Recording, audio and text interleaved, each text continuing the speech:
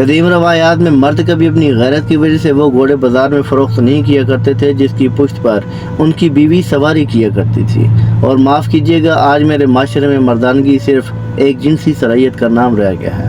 یاد رکھیں، بچے پیدا کر لینے کا نام مردانگی نہیں، مردانگی ایک صفت کا نام ہے، مردانگی ایک خوبی کا نام ہے کہ اگر آپ مرد ہیں تو آپ کے زیر سایہ رہنے والی خاتون کی عزت آبرو آپ کے ہاتھ میں محفوظ ہو، اور راہ چلتے ہوئے کوئی بھی دوسری عورت آپ کی وجہ سے اپنا دوپٹہ اپنی چادر صحیح کرنے پر مجبور نہ ہو جائے۔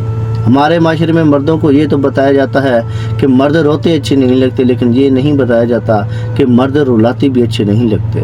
اور اس لیے قرآن نے میاں بیوی کو ایک دوسرے کا لباس کہا۔ لباس کا کام یہ ہوتا ہے کہ وہ جسم میں موجود تمام عیبوں پر پردہ ڈال دیتا ہے۔ یوں سر عام لا کر ایک دوسرے کی عزت کو نیلام نہیں کیا جاتا۔ اگر مرد سے کوئی غلطی ہو جائے تو اس کی محرم عورت اس کی عزت کا پہرا دے، اور مرد کو بھی چاہیے کہ وہ اپنی بیوی اور دنیا کے مابین ایک حجاب کی مانند ہو۔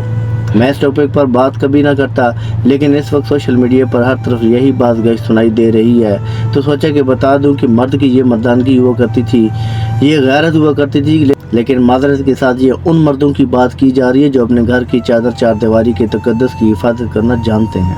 وہ جو اپنی عزتوں کو سر ہلا کر نیلام کرتے ہیں، انہیں آپ مرد کنسیڈر نہیں کر سکتے۔